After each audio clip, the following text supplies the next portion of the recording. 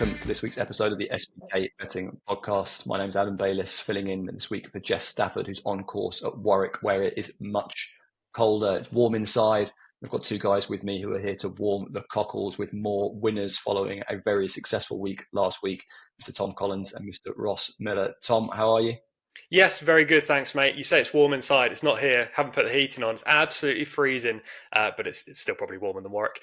Yes, very good. Cheltenham last week was great, not only for a neutral, but also for the podcast.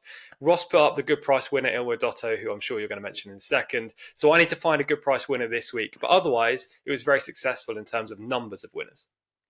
Yeah, what a performance it was by Mr. Ross Miller and Ilwa Dotto finding that in the Paddy Power Gold Cup. And you were both on East India Doc, who was super duper impressive. Although I gather from the post race interview, James Owens got a better one at home. Lavender Hill Mob, is that correct, Ross? Yeah, that's what he said. I'm always slightly cautious of that. You know, I think when your adrenaline's up, when you just had a winner bolt up, I think you can perhaps get a bit carried away. And if he has got one better, then good luck to him. But I was surprised how good East India Doc was. His jumping was much slicker. And as soon as he's in contention at the top of the hill, given he's got 2 mile platform, they were never going to get past him. I think I would expect there'll be something to come from Ireland that will shake him up. But I would be very surprised if there's anything in the UK that will beat him this season on a track that suits him.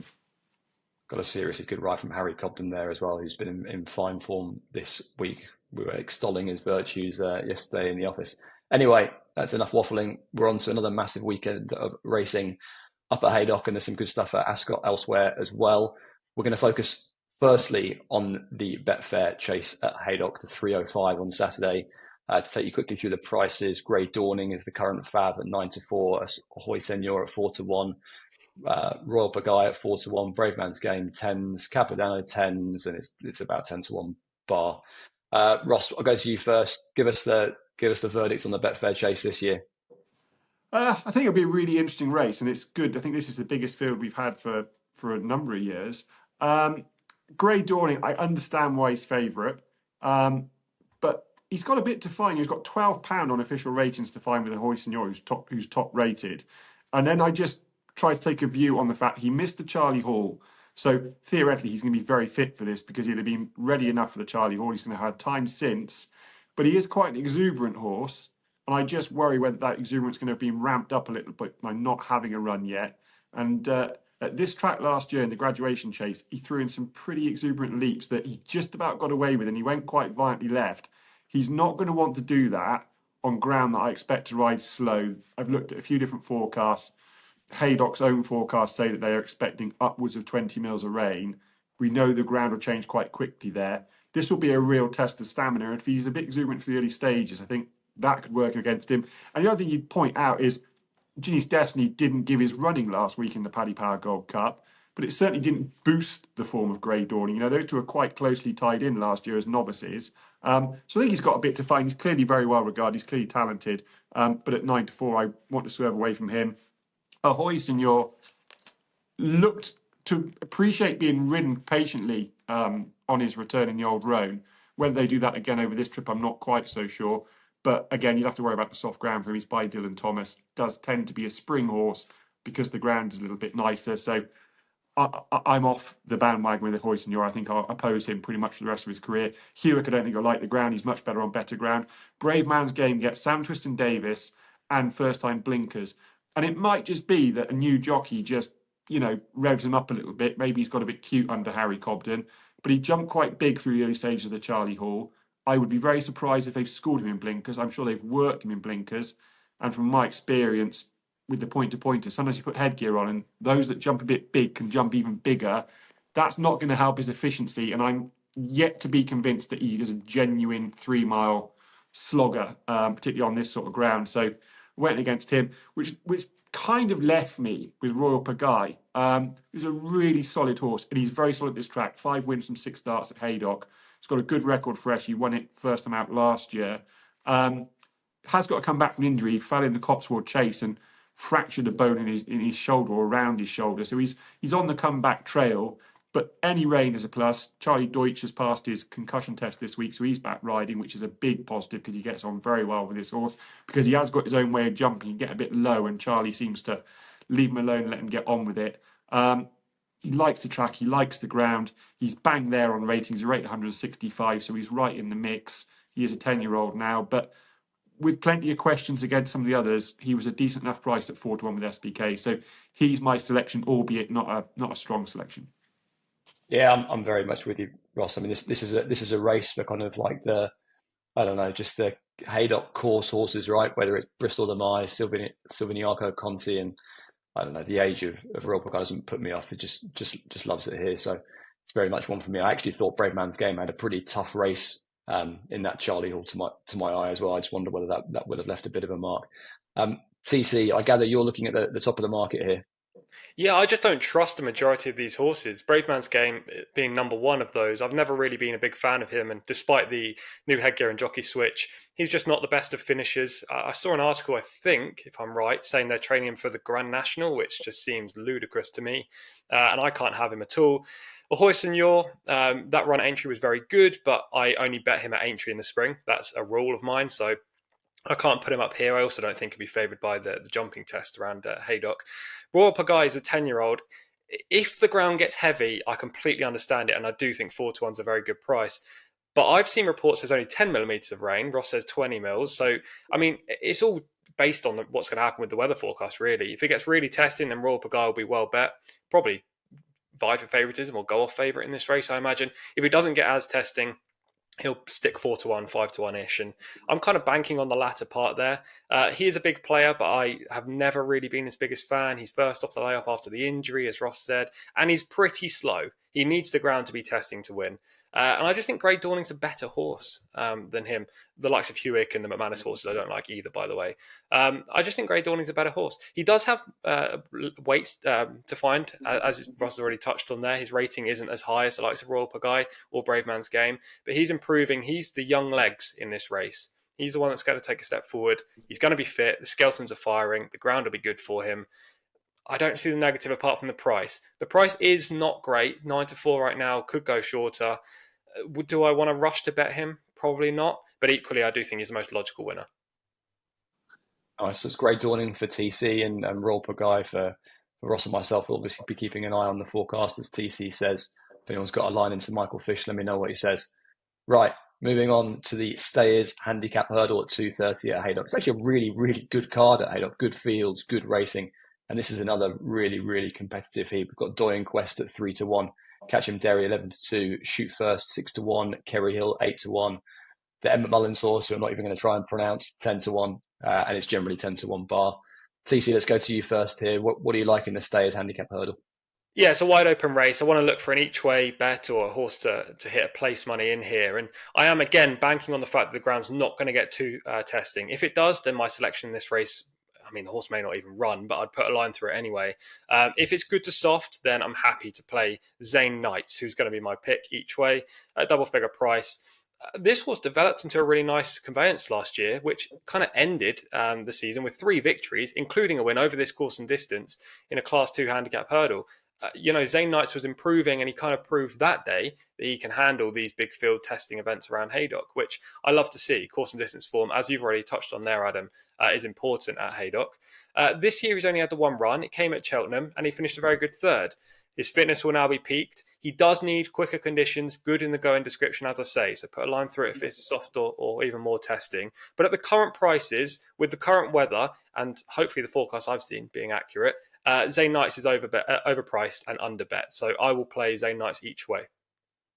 Zane Knights for TC. Ross, thoughts on this incredibly competitive handicap? Yeah, I mean, get your dartboard out and put your blindfold on and take a swing, isn't it, really? It's battle of the forecast, isn't it? Because I'm opposite to TC, I'm working on slow ground here. I've got 2 at decent prices. Patriotic for Evan Williams, Isabel Williams in the saddle. Gets in off bottom weight. Clearly loves slow ground. Absolutely hosed up over 2 mile 4 at Foss Last in a novice hurdle. And the runner-up, Kerry Lee horse, rated 120, couldn't land a blow, was off the bridle turning in and could never, ever get close to him. He won very, very comfortably indeed. Then had a couple of runs over 2 miles where it was probably just a little bit sharp for him. Finished the season over 2 miles 6 on good to soft ground. couldn't quite get there, but made a really eye-catching effort finishing over that trip. And then started the season in the Silver Trophy, I thought was a real eye-catcher. Hoiked up out the back of the field, made a nice bit of progress up the home straight on quick ground under very tender handling. Gets him off a really low mark, really low weight. If the ground turns soft, I think this sort of slog will really suit him. And he's bottom weight. I also like the top weight, Twig. He's £3 lower over hurdles, off a mark of 143 than his 146 over fences. And you could argue that the 146 over fences is a lenient handicap mark, given that he was second behind Chianti Classico in the Ultima. Chianti Classico obviously won at Ascot's, now rated 157. I felt he should have won the West Yorkshire Hurdle. I actually backed him very late on. He was a big drifter, and that was a mess of a race. And I was screaming at the TV for Beau Morgan to go on and stretch him out a little bit because he was a confirmed stayer. And he didn't, and it turned into a sprint finish, and he just got outpaced over the last couple of hurdles.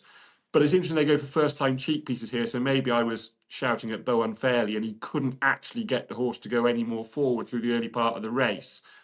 Slow ground is no issue. If TC's forecast is right, that's not an issue either.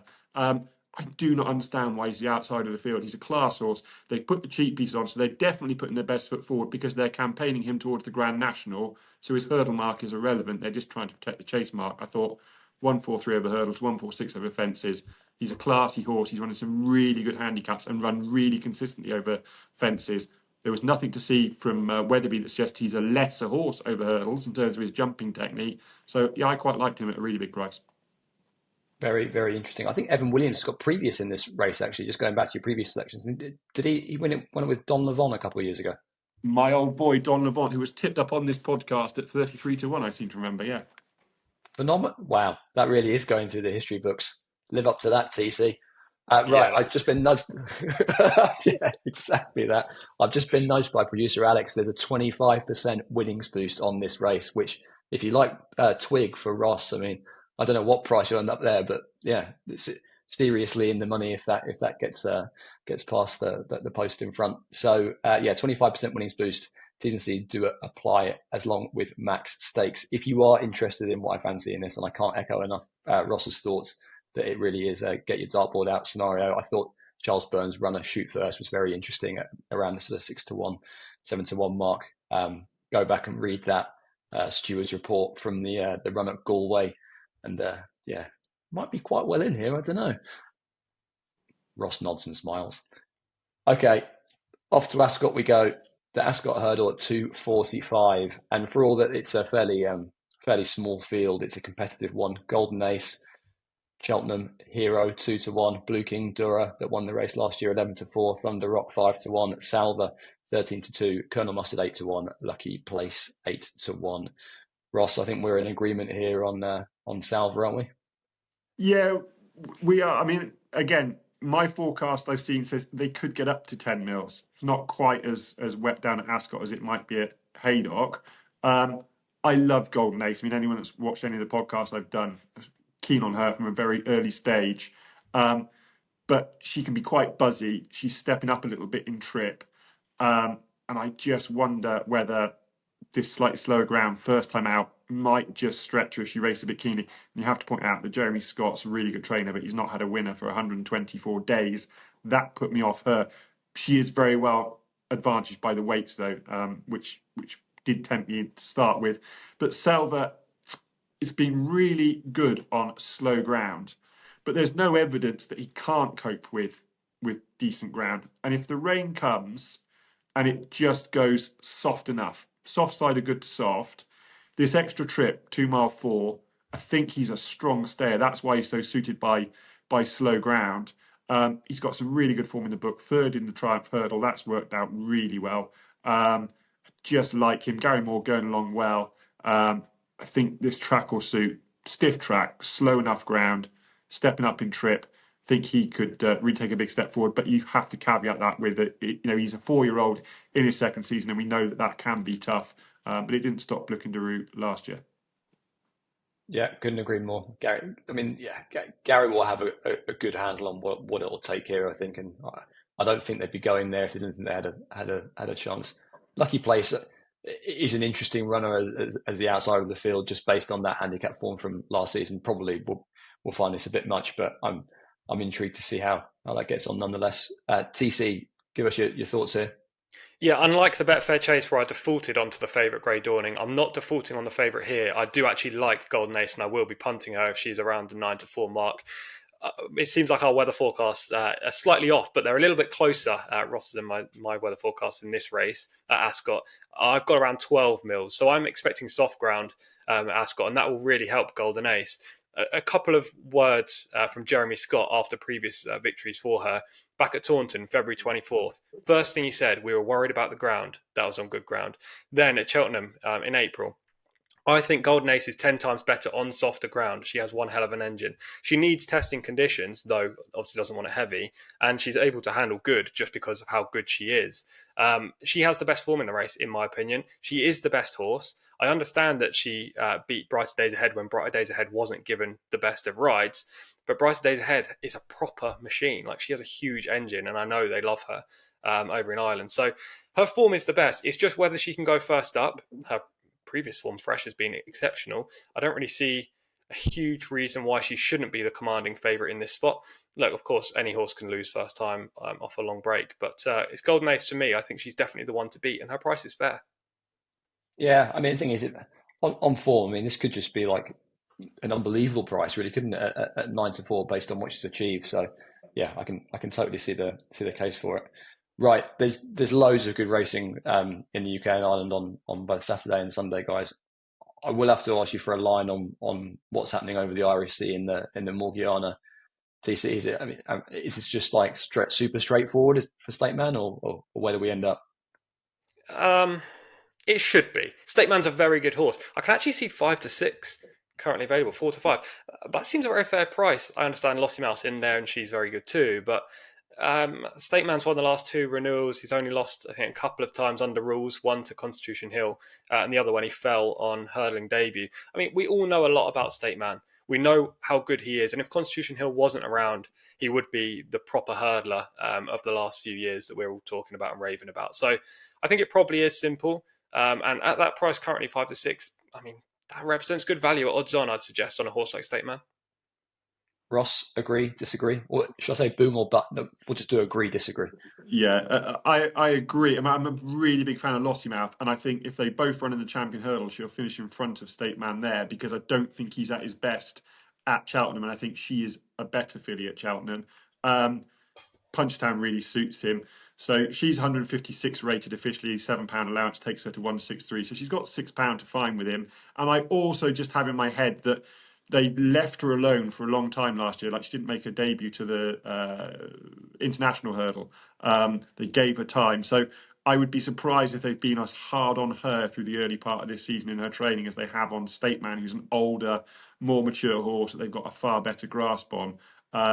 We haven't got the jockey decks yet. I'd be very surprised if Paul Townend isn't on State Man. And I think he'll win. I agree with TC. If you can still get some 5-6 on Saturday, I think that's a really good price. Fantastic. And in terms of Sunday, the John Durkhan, I mean, obviously we haven't got final decks now, but Fastorslow, Galopin, what happens there? I think the market's got this really wrong to have Factor File as the favourite. He's got £17 to find Galopin Des Champs on official figures. Now, Galopin Des Champs probably isn't suited by the John Durkhan test. That's been proven. But he's got £9 to find Fastorslow. And the one thing we can say is that this probably gives Fastorslow his optimum conditions. He's really good around this track over this distance. I think Fastorslow around about 5-2, 3-1 is a really good price. Yes, you've got Derek O'Connor stepping in for JJ Slevin. For what it's worth, I think Derek O'Connor's a better jockey anyway. For all that JJ Slevin knows the horse really well, I don't see that as a negative. I just think the market's got really wrapped up in this JP Willie hype horse of a novice going into open company, and we've seen it time and time again that they have to step forward when they go against the more experienced rivals. TC, any thoughts on the John Durkhan, or are you going to be seeking out Laura Mongan front runner on the all-weather? I don't have any thoughts at this point, but I will be doing a video for SBK that will go on Twitter or X, so definitely go check that out. I will agree with Ross that Factor File's price is too short. I haven't come down on my actual selection yet, so as I say, watch this space for that video on Sunday. Right, well, in the spirit of your actual selections, let's talk about naps and next best for Saturday's action. TC, take it away. Yeah, my nap is going to come at Haydock in the 12:08, and to be honest, this isn't ground dependent. So I'm very happy that Country Mile could run on good to soft or could run on very testing ground.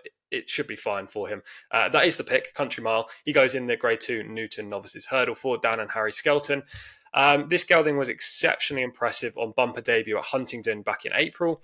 He was very green that day, inexperienced, and hung left and right under hands and heels pressure, but he picked up well and finished off the race with aplomb. So he went straight in my tracker thereafter. He returned at Ayr last month and got the job done well, despite not jumping overly fluently. Now, that is a little bit of a concern stepping up into a Grade 2 against some pretty nice horses, but the Skeltons are just so good at getting their horses to jump with more experience, and I'm sure that Country Mile is going to take his obstacles a lot more fluently this weekend. So he's my nap. I think he could be very good, and hopefully he can continue that unbeaten streak under rules in the 12:08 at Haydock. My next best is on the all-weather, I'm afraid. We have covered all the best jumps racing, and I couldn't find much more. So we're going to Wolverhampton for the 8:25, and it's a horse called King's Code. I was in the Sky Sports Racing studio last Saturday. I put up King's Code as my best bet at Wolverhampton that evening, just 7 days ago. And I thought he was given an absolute stones of a ride. It was shocking from Jordan Williams. He was in traffic problems on the inside. He tried to move out and was stuck between horses. He went to the inside again, but didn't want to use the whip. But everything went wrong. Yet he was only beaten a length. This horse is very well handicapped on his best, running off a mark of 81. His career best RPR is 100. He might not be the force of old, but he's still got more than enough talent to win off this rating. Dave Evans going straight back to the well again. I like that move. Straight back over this course distance, off the same mark, and draws well in stall 2. Jordan Williams, just get the horse to the outside, sit in the 2 path. From there, hopefully he'll take you home. So King's Code in the 8:25 at Wolves is my next best. Of course, TC had to get the surfboard out for the sand, but it's fine if it goes in. A winner's a winner. Ross, give us your best bets. Well, I'm also going to the all-weather. No, the nap comes in the last race at Haydock, the 340, and it's the old boy Lemilos, who probably got a bit messed around last year. They campaigned him over hurdles. He was a real eye catcher at Ascot. I quite fancied him for the per temps. I think TC did as well, and he ran no sort of race at all, really, but probably was on the wrong part of the track, which is a weird thing to say about jumps racing, but it's true. Then went to the Bet 365, or the Whitbread, as we should call it, really, and was disappointing, but might just be that he hadn't got his eye over fences. He jumped quite moderately through that contest, but he's dropped down to a really nice mark now. He's £2 below his last winning mark. He's a former Hennessy winner. He's a classy horse. He loves soft ground. When he went from Tim Vaughan to Dan Skelton, TC tipped him up for the Hennessy, and I went against him because I didn't fancy him on the ground at all. I had it in my head he was a real slow ground horse, and he's been really adaptable. So he's dropped to a really nice mark. This doesn't look a deep race. I thought he had a nice sight around Cheltenham back in October. Wasn't overly hard ridden. So I think Lemilos is a good looking bet in the 340 from Haydock. And then in the 320 from Ascot, it's Martator, who absolutely dotted up over course and distance earlier this, October as it was, under Charlie Deutsch, pecked really badly at the second last. And the confidence with Charlie Deutsch just picked him up, didn't move, jumped the last, scooted clear under hands and heels. It was a really typically nice Charlie Deutsch ride. Suggested that he had loads left in the tank, that the £6 rise isn't going to touch him. Charlie Deutsch is at Haydock. Ned Fox takes over in the saddle, which on the face of it is perhaps a good thing. He negates the £5 rise. I'm slightly concerned that maybe this horse is a little bit of a tricky horse to an obstacle, and Charlie Deutsch is one of the best in the country to an obstacle. Ned Fox is still progressing as a conditional, so that's the mild concern. The ground is no issue. The mark is definitely still within range. He's a course and distance winner. Whatever he does this weekend, he's a horse I'm going to keep following until I'm convinced that his mark has caught up with him. I think he's a really talented horse. What a segue that is. I'm entering, as Kenny Rogers would say, the danger zone and taking on Ross Miller with my best bet of the weekend, also in the 320 at Ascot. I was quite keen to take on the Venetia Williams horse based on the fact that Ned was riding it. Again, like Ross said, just looked a bit of a tricky ride to me.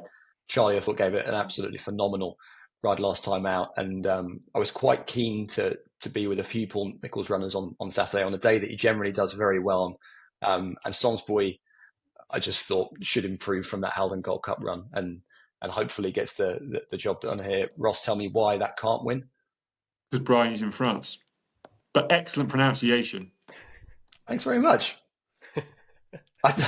I can't work out if that's sarcasm or not. On to the next best. The 1:15 at Haydock I thought was a really, really good race, and I pored over it, and it came out with Steel Ally. There's a couple in here that look really, really strong, but the form of Sam Thomas's runner I just thought was probably a bit above and beyond. So I thought it was very interesting with them taking off a couple of pounds there, despite him being at top weight. Right. Plenty of selections. It's probably time for a bit of a recap for those that like to watch this on 1.5x or 2x speed. We started off in the Betfair Chase, where Ross and I are very keen on Royal Pagaille, and TC is all over Grey Dawning, contrasting opinions on the weather. In the Stayers handicap hurdle at 2:30. TC, remind me who you're with. Zane Knight. You're testing my memory now. Tremendous. Ross likes a couple of big prices there. Patriotic and Twig for Ben Pauling and Bo Morgan. Then over at Ascot in the 2:45, TC's all over Golden Ace. Looks a very, very nice price there, 2-1, 9-4. Ross and I quite like the look of Gary Moore's runner Salva. For Naps, the next best, Ross is all over Lamilos in the 3:40 and Venetia Williams runner Matador in the 3:20. TC's off onto the all-weather at Wolverhampton for your Nap, or is that the next best? That's the next best. 8:25 next best King's Code. The Nap is at Haydock in the 12:08 Country Mile. We got there in the end. And Ross says, whatever you do, make sure you're on Fastorslow in the John Durkhan on Sunday. Is that overconfident, or is that safe to say? No, I just think the market's got it terribly, terribly wrong. He should be favourite on all known form around that course at this time of year. So yeah, you've got to have an opinion sometimes, and I'll either be right, or some people can throw some stones at me and say I was wrong. No, we love it. We love the opinions. Right, just to recap, obviously that Stayers handicap hurdle at 2:30, you can avail yourself on SBK of a 25% winnings boost. T's and C's and max stakes do apply there. And if you haven't signed up for SBK yet, where have you been? You can get £40 in free bets. Again, T's and C's apply. Do check those out, 18 plus. Right, many thanks for tuning in. Jess will be back probably for a much more coherent podcast, but we do thank you for listening, and we'll see you again next week.